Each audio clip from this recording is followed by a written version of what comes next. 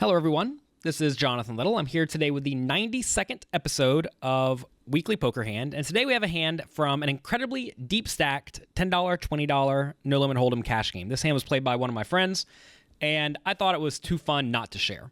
So, no-limit cash games are somewhat different from tournaments, or maybe not necessarily cash games compared to tournaments, but deep-stacked, and I'm talking super deep-stacked, is very different compared to 100 big blind poker, or even 200 big blind poker.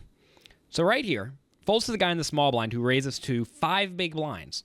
And I didn't play this hand. My friend played this hand. He has 9-7 of hearts in the big blind. And in this scenario, I'm calling pretty much every time. I actually think having a raising strategy from out of position is quite poor.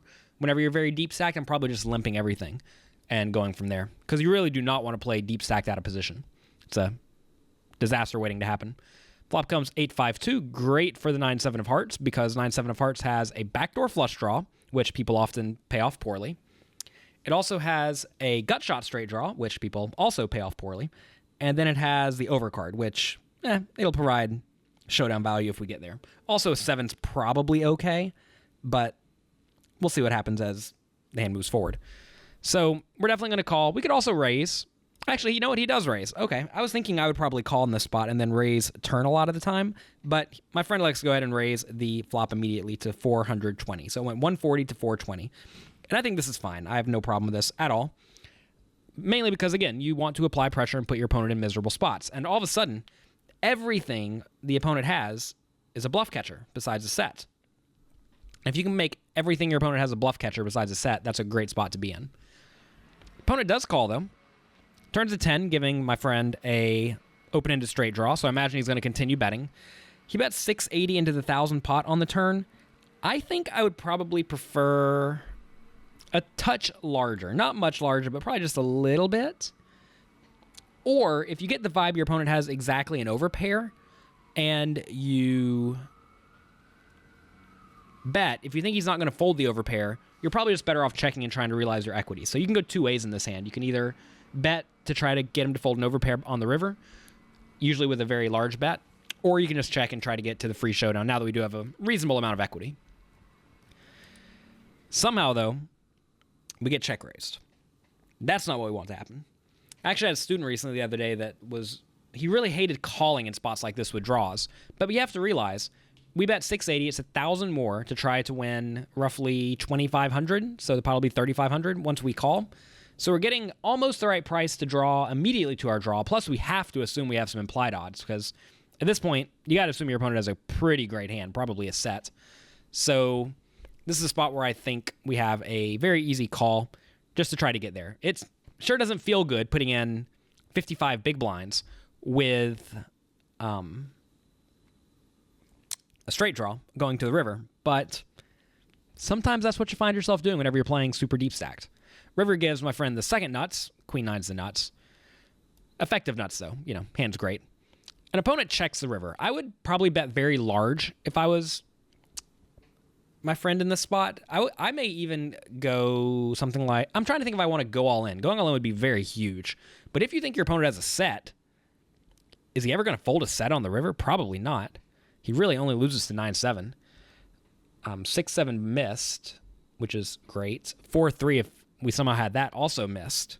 So I think all in might actually be a pretty sweet play if we wanted to do it as a bluff. Alternatively, we could just bet somewhat standard, like 4,000, large-ish bet. Because it's always a disaster when your opponent does fold a set.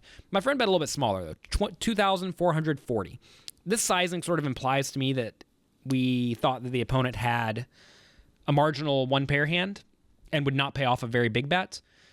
I'm a little bit too greedy in this spot, going for just a gigantic amount of value, and maybe I need to be a little bit more cautious and bet smaller to try to get called more often. The way this works is if your opponent calls an all-in bet, which is 5 times as much as this bet. If they call that 20% as often as they call this small bet, then the large bet was better. If they're calling it like 25% as often, for example, because you're making more money on average. This is an idea that's not so relevant in tournaments because quite often in tournaments, just getting that extra 2,400 is worth a lot. But in cash games, you're just purely trying to maximize equity in every single spot. You're never trying to move up in chips or build your stack slowly or anything like that. So I would strongly consider going all in here, as crazy as that may sound, especially if I thought my opponent had a good hand. But if I thought my opponent was weak, I would definitely bet small. And somehow, on the river, this guy check raises all in. Is there any way in the world he has queen 9? He raised pre-flop, so that could be queen 9.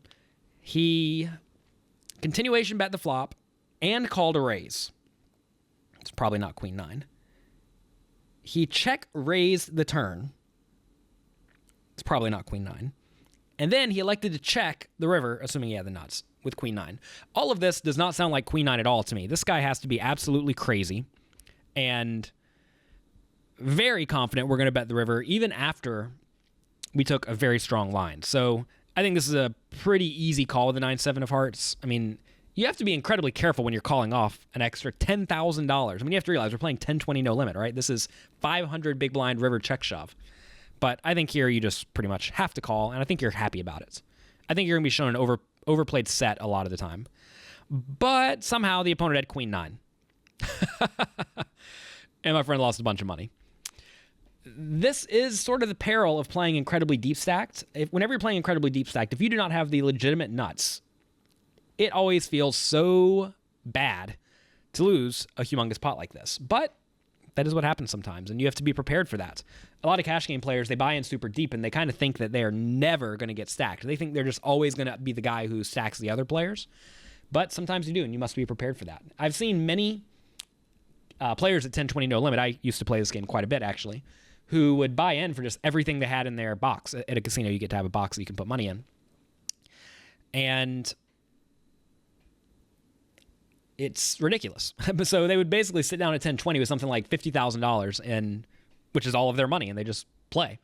And if you ever get stacked for a huge amount, that's a disaster. So be careful with that.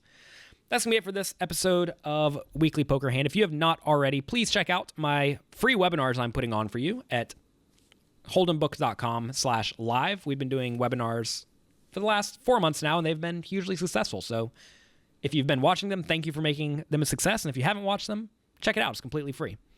I'll be back next week with another episode. Thanks for being here.